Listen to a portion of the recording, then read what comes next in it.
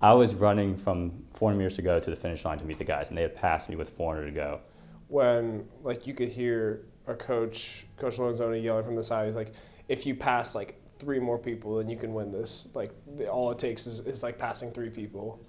But I was actually running down the field with my hands in the air, just with the feeling that they did everything we asked. And we got to the paddock, and we had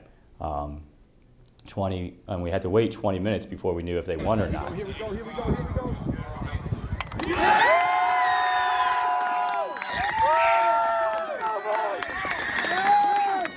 Let's go, A-Town!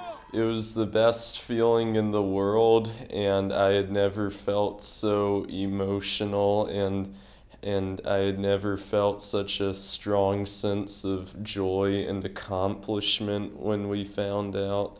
We were just standing around, and we had heard over, I think, Twitter, and so we found out there first, and in the middle of the awards, they're just calling out individuals, and we just freaked out. It was insane. Well, we bonded by all having the same mentality of being committed and dedicated. Yeah, so actually it's a commitment to excellence, and it's just something that goes through our minds every day, knowing that if we want to be great and win states, we've got to commit to excellence and do all the right things. We knew we could be pretty darn good this season, just because of how much the team had progressed over the course of last school year.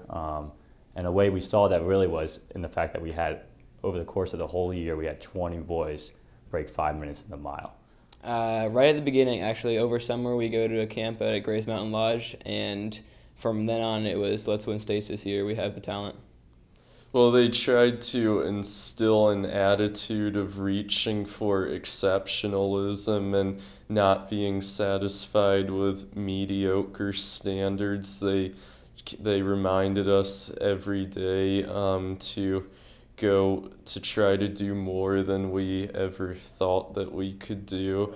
It's stuff like discipline, communication, positivity is a huge one, honesty, and that's honesty with themselves and honesty with their teammates, but more just honesty in trying to learn from their past experiences. That's a huge thing.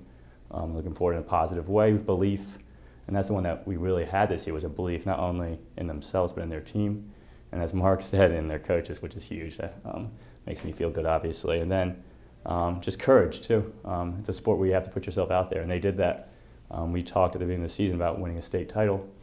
And as Mark said, most people would have laughed at that if they had heard that. But they put themselves out there. They did everything we asked. They bought into those principles. And it's a special team. Yeah, I get emotional thinking about it, actually. So, I think if you ask most people on the team, they'll tell you the same thing. We're just all so close knit, such a family. I think that's just what made it easier, what made it different. I think we're lucky to have this group of leaders like Mark.